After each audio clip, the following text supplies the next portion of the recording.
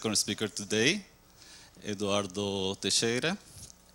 Eduardo Teixeira got his PhD at the University of Texas at Austin under the supervision of Luis Caffarelli. He was Hill assistant professor at Rutgers University, and since 2010 he's a full professor at the Federal University of Sierra. He has published about 50 research papers on free boundary problems, regularity theory, and optimal problems. Okay. He also has obtained several prizes. Okay, and he's a member of the Brazilian Academy of Science. Today, Eduardo is going to talk about geometric estimates for nonlinear diffusive models, recent, advanced, and new trends. Okay, so good afternoon. Initially, thank you, Philippe, for this nice introduction. I would like to thank the organizing committee and the scientific committee for the invitation. It's a great pleasure. Is that okay? It's a great pleasure for me to be delivering this talk today for such a nice audience. A special thank to Zezé for putting together this great meeting. Okay. My intention here, of course, it's a general talk, so I will not be technical. This is the plan of my talk. I will mention a little bit about elliptic PDE in a very geometric perspective and what this has to do with diffusive models. And then I will mention a little bit about free boundary problems, some of the modern problems that appears in free boundary theory. And then I'm going to mention some advances on regularity theory for elliptic PDEs. And I will close with future works and prospective collaborations. Okay? So elliptic PDE theory. So for me, an equation is going to be elliptic if it prescribes a balance on how much the graph of a solution bends towards different directions. If you think a little bit, this is quite a common phenomenon in modeling. It is very often that you see that a physical problem makes your solution to compromise. If it bends to one direction, we'll have to compensate and to some other direction. And if you have a problem that has this feature, it is very likely that the mathematical model that will treat this problem will involve an elliptical parabolic PDE. The general issue, the key question in regularity theory goes like this. A given PDE, a given law, second order, is verified in some weak sense. I don't want to be precise on which sense I mean, but for the experts here, I mean in a variational sense would be like a distributional solution. In the non-variational sense would be like a viscosity solution. But the key point is that it doesn't quite matter what's the sense that you want to put here. The key point is that if the operator is elliptic in this geometric sense that I just mentioned, that it prescribes a balance on the graph of a solution, how much it bends, the key question is if one can extract some universal oscillation control for you. And oscillation here means an oscillation that does not depend on you. It's a universal in the sense that it comes from the structure of the model. Okay, so that's the key issue. And what is remarkable is that, in fact, with very little, with this very naive or very loose understanding of ellipticity, you can, in fact, extract a lot of structure from the problem. And regularity theory is, in fact, a very powerful tool. For instance, I mean, if you are interested in situ solutions, if you are interested in classical solutions, that's what makes possible for you to come from weak solutions to classical solutions. So if you think a little bit, it is very likely that you're going to find the solutions of your PDE by variational methods or for probabilistic interpretations of your problem. So the space that you're going to find those solutions are very weak. So if you want these solutions to be in fact classical in the Newtonian calculus, you need to be able to prove that your solution in fact inherits more regularity than the starting point. Of course, this is it's a very powerful tool when you are trying to solve your PDE numerically, because it's going to give you convergence of numerical schemes. From a slightly more abstract point of view, it gives you, if you think a little bit, this gives you compactness of solutions. So sequence of solutions should be compact in the appropriate space. It can also be used to classify diffusive models, and I don't want to enter much on that, but it's a new trend. In homogenization analysis, a very physical problem that has to do with the regularity theory as well. It's also only possible because you have regularity theory, and this is going to allow you to carry on these homogenization analysis.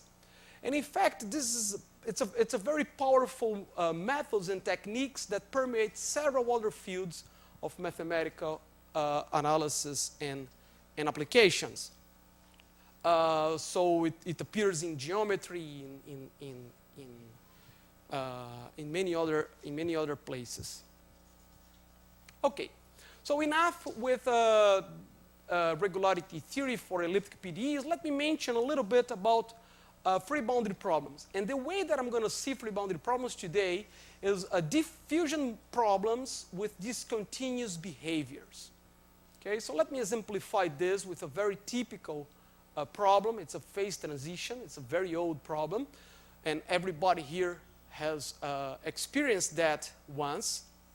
If you take a piece of ice and you put inside of a glass of water, you see that the thermodynamics law kicks in, and what's going to happen is that the temperature, which I'm going to be calling U here, is going to solve an elliptic PDE in the region where the temperature is positive. When the temperature is positive, you are within the liquid region. And then you have a medium related to the physical, to this drink, right? Depending on what you are drinking, you have a different medium. When the temperature is negative, you are inside of the ice. And let's, for the sake of health, let's assume that this is made of pure water. So you can probably think that the law here is the Laplacian. Of course, this is evolution a problem, and I'm just thinking of like a snapshot of the model. But in fact, there will be also another equation that will appear on the boundary of the ice, which is the heat flux. Okay? So there will be a compensation between each phase, and this is going to translate to some PDE or some equation that is supposed to be satisfied along the boundary of the ice. The point is that, when you do know the boundary of the ice when you put inside of the water, but then it evolves and it moves, and you don't know, at time, when time passes by, you don't know precisely what it is, and you are supposed to have a PDE along a boundary that you don't know. So although it's a very simple physical problem, the mathematical treatment of this problem is very delicate. Okay? There are many issues that you have to take into account here. For instance, one of them is the smoothness of the boundary of the ice, right? I mean, if you want this to be in some classical sense, you better have a smooth boundary of the ice. So in a more cartoon-like picture, this is what's happening. You have the region where the temperature is positive, I'm sorry, and then you are inside of some region, some medium, and when the temperature is negative, you are on the ice, and then you have this boundary of the ice and some PDE related to how this is going to balance each other. Okay. So let's just mention some developments of this problem. So this probably, I mean, the very first mathematical treatment of this problem goes back to the 84 in a pioneering work of Alt, Caffarelli, and Friedman.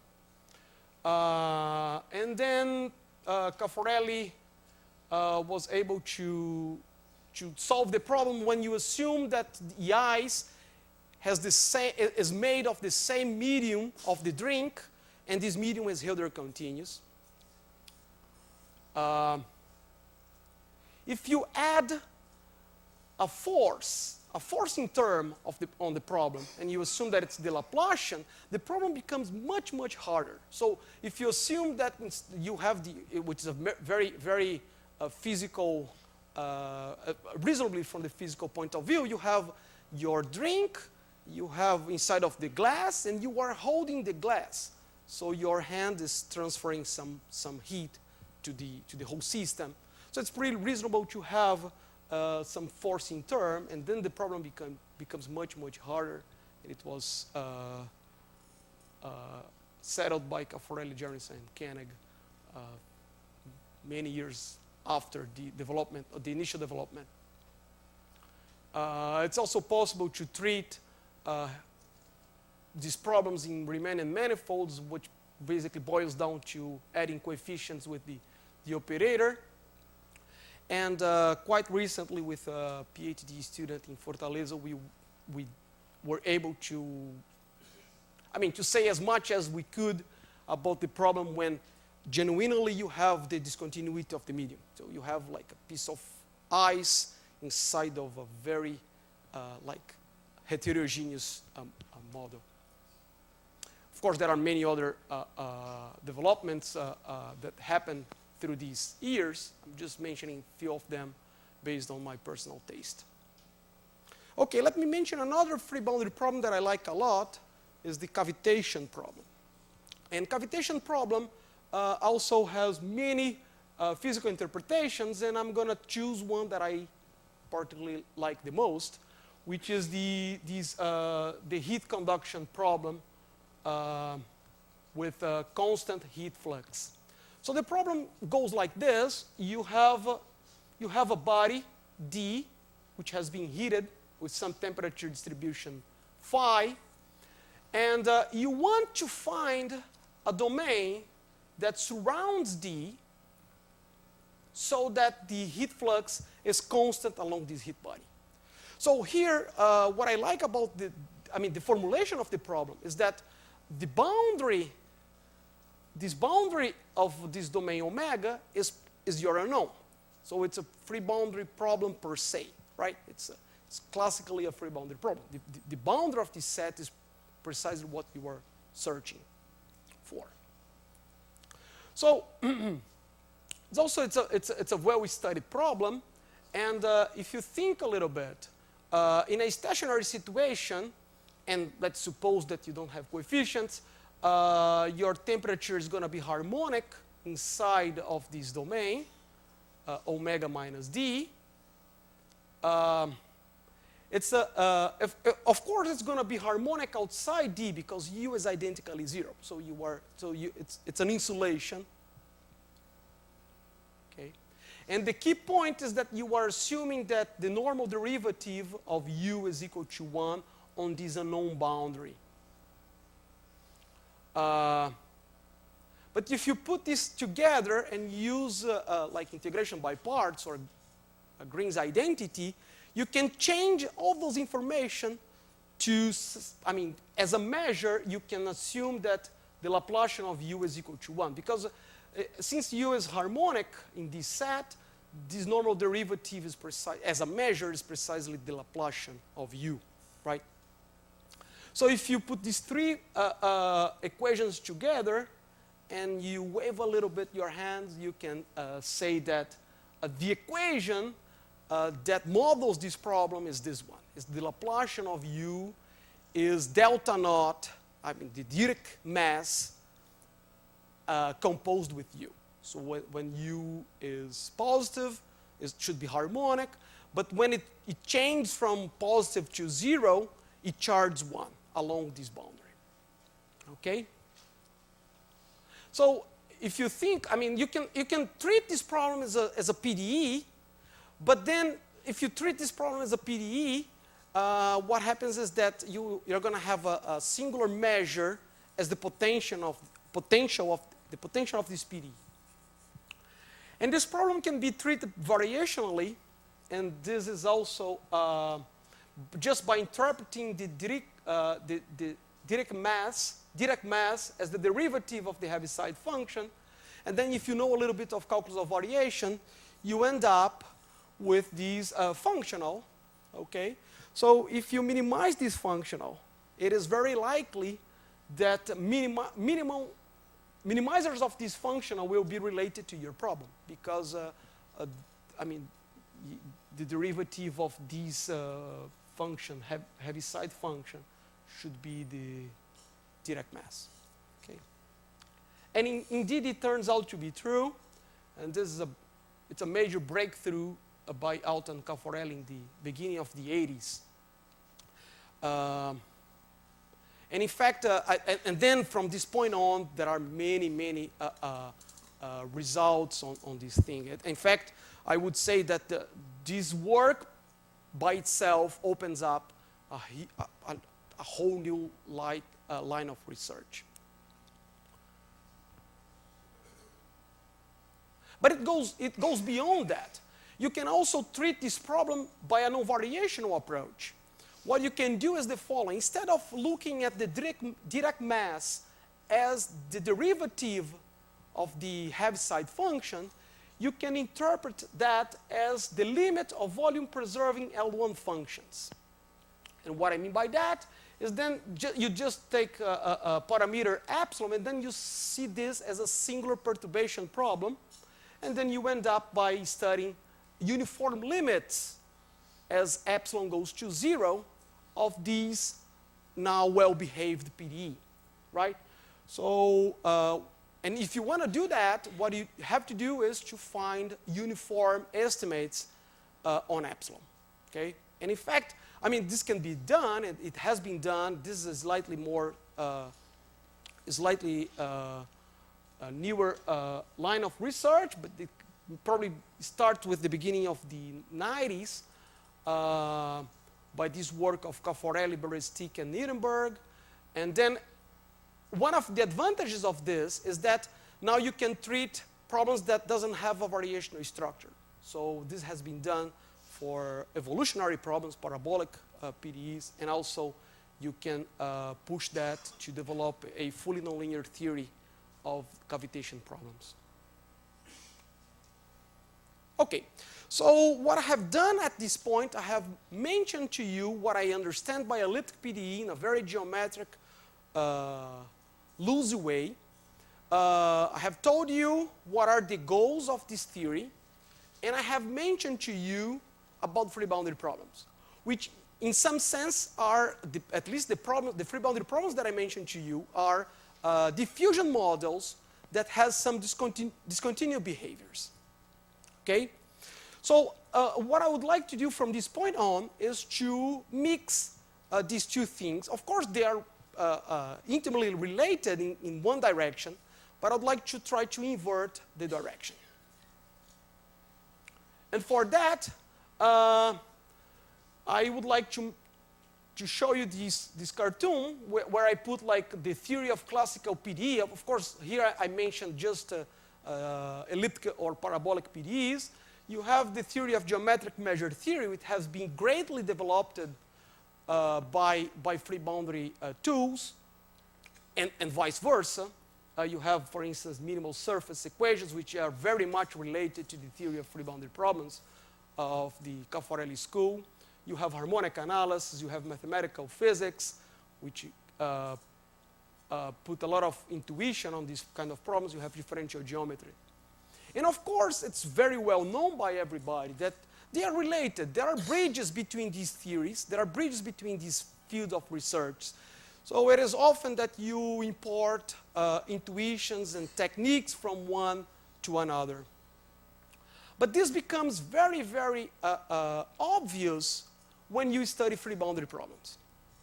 So the development of free boundary problems, at least the way, I mean, the state of the art of free boundary problems, it evolves all of these tools, and it combines them and combines the intuitions and insights of these analysis, and then it makes your own tools. So what I've been suggesting the past 5 years or so is to try to pay back a little bit to the classical elliptic PDE theory. Okay, so that's what I mean by reverting the way of things go on, and by doing that, we gives rise to the notion of non-physical free boundary problems, and I'm going to try to explain what I mean by that. Okay. So before I pass to the next slide, where I'm going to show you an example of these non-physical free boundary problems, what one can notice is that many problems that we study in mathematics, it comes from physics or any other sort of models, it is often that you have the following situation.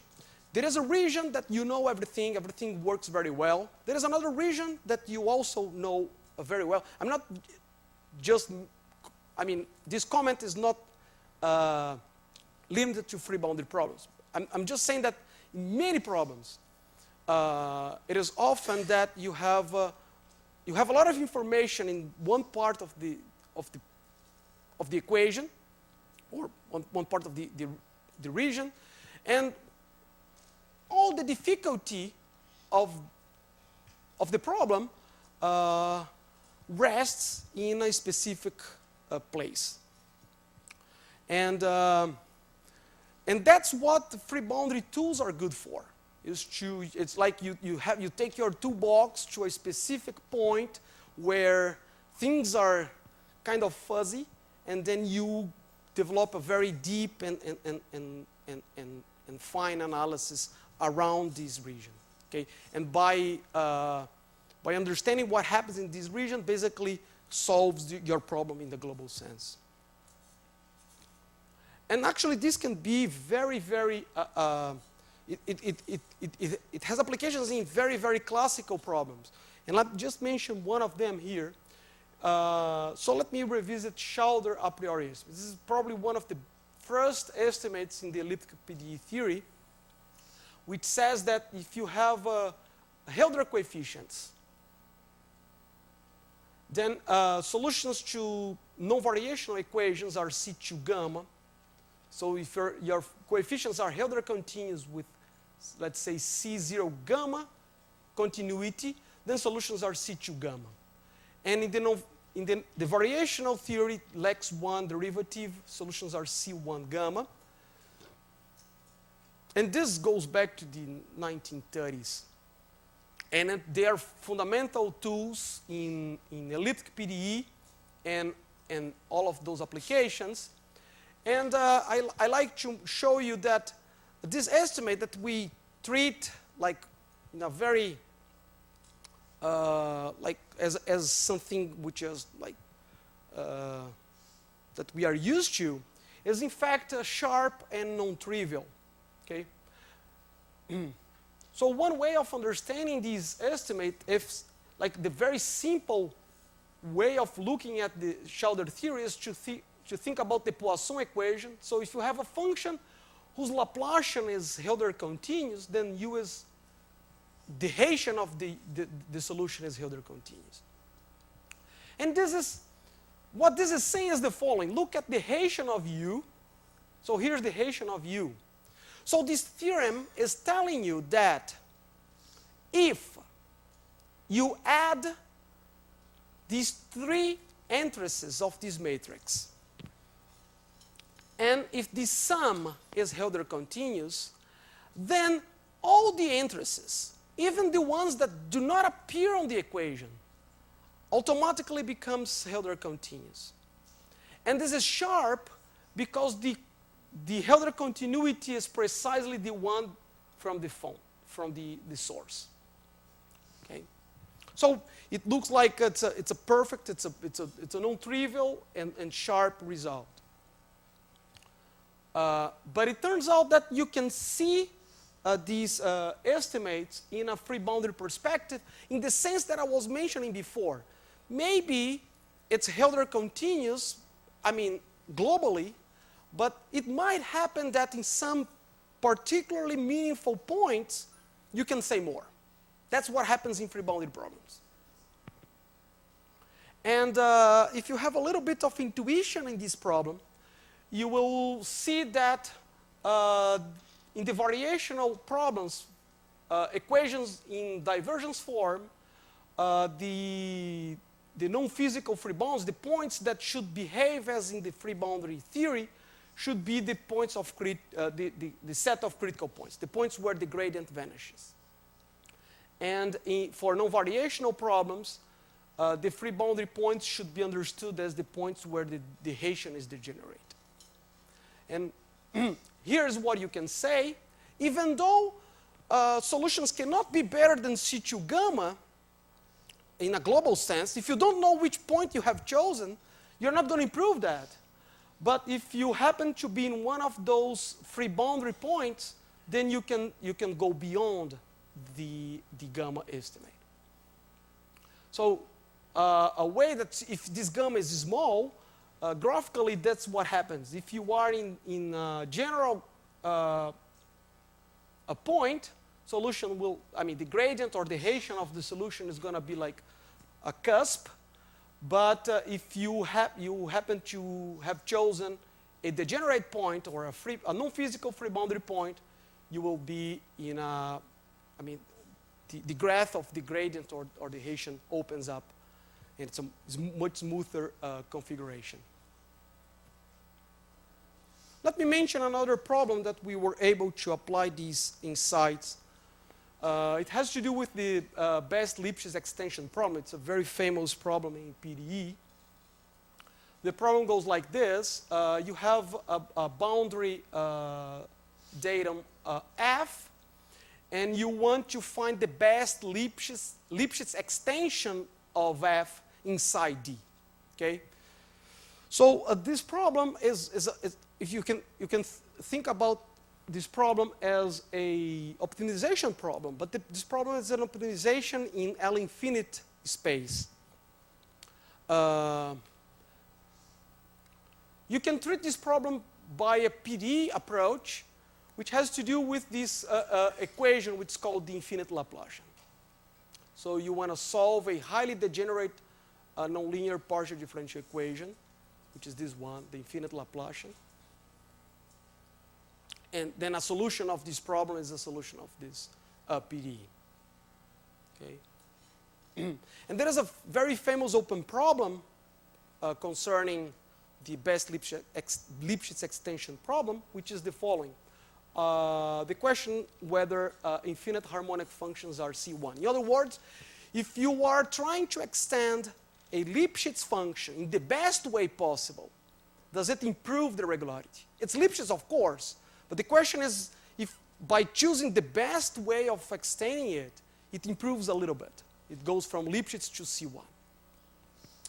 And there are some known results. It has been solved by Ovidio Savin in 2D. It's also known that solutions should be point-wise differentiable, but not quite C1 yet. But we know for a long time that this function is infinite harmonic. And this function is not, it's C1 1/3. right? And Aronson has also found some other examples of non-smooth infinite harmonic functions, which also happens to be C1 1/3. So everything points that solutions should be C1 1/3. We are still very far from proving that. And of course, there is a lot of progresses going on, understanding the regularity of infinite harmonic functions. But one thing that you can do, if you are a mathematician and you are trying to understand a problem, there are two things you can do. Either you simplify it and solve like a particular case, or you make it much more complicated, right? So we took the second path. We made it much more complicated by adding a term. This PDE is very classical. This PDE, it has to do with the dead core problem. It appears in chemical engineering. It's a very classical problem, but the infinite Laplacian is too degenerate to represent a physical diffusion model. So what we were trying to do is to try to import this physical intuition that we had to try to say something about equations governed by this operator. And in the end, it might shed light to the problems, to like more concrete problems related to this equation. But the point is that if you add a source of this kind, the equation inherits some structure, which is the existence of subregions where U vanishes identically. U vanishes identically, but it's not identically zero. So you may want to, now you are in this very position that you know more or less what's happened. Maybe you don't know quite well, but you don't care much when U is positive. You certainly don't care when U is identically zero, but you may want to understand what happens precisely in this transition, how U is going to touch the floor. And this is a result that we were able to prove with two former students in Fortaleza, is that even though solutions of this equation are just Lipschitz continuous, at least we just know that it's Lipschitz continuous everywhere. If you are in one of those touching points, solution behaves like a much smoother function. It's C4 over 3 minus me. So when me approaches 3 by below, this is very, very smooth. So another picture is like this. Solution is going to be probably Lipschitz continuous where the region is positive. Certainly not better than C1 1/3, but it touches the floor in a very precise fashion. So we have been applying these insights and methods in many other places where you have the problem, you more or less understand everything that goes on in some of the regions, but you have your troublemakers. So what we do, we take our toolbox and we sit on the troublemakers, and then we make a fine analysis on these points, and then the structure of the problem pops up. So, for instance, when you're studying general Poisson equations, basically your non-physical free boundary points are the points where the source function f behaves like a negative potential, negative exponent of the absolute value of x. We have done that for the parabolic equations, and then you have the notion of evolution of singularities. We have done that. We have also studied equations with the equation is elliptic, but the ellipticity degenerates as a power of the gradient. And of course, there are many works on this thing. And what we have done is to prove optimal regularity by understanding non-physical free boundary problems are precisely the points where the gradient is zero. Because if you think a little bit, when the gradient is positive, you basically, this is another fully nonlinear equation. You just divide by the gradient of u, more or less you're going to know what happens here. But when the gradient vanishes, it's where the funny thing happens. So that's the thing that we have done. And there are many other things that we have done applying these things. This one we study like Laplacian equations with negative sorts, and then what happens now, this one is also very nice because in fact you're going to have two kinds of non-physical free boundaries, and they interact with them. And there are some fully nonlinear dead core problems where you study this kind of dead core problems with bounded measurable coefficients, and you improve the regularity as well. And there is also a nice piece of work that we did quite recently with Edgar Pimentel, is to study W2P estimates for non-convex equations. So for fully nonlinear non-convex equations. And in this set, basically what we have to understand is what happens when the Haitian blows up.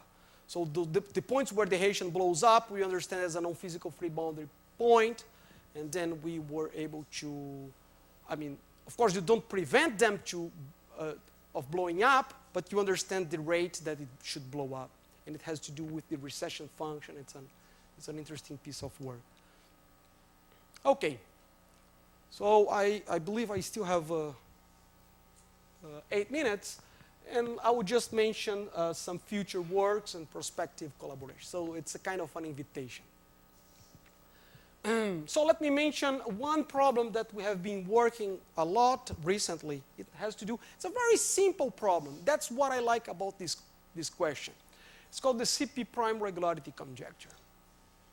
It's a very well-known fact that goes from, that we know from the 1980s, that if you have a function whose P Laplacian is bounded, and if you don't know what the P Laplacian is, I can write to you. So the P Laplacian is this elliptic operator divergence.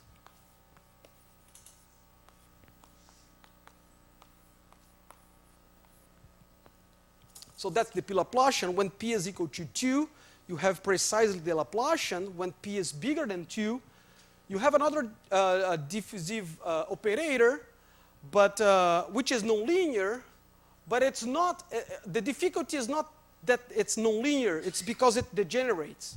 So you are in that situation when the gradient vanishes, the diffusibility properties of the operator breaks down.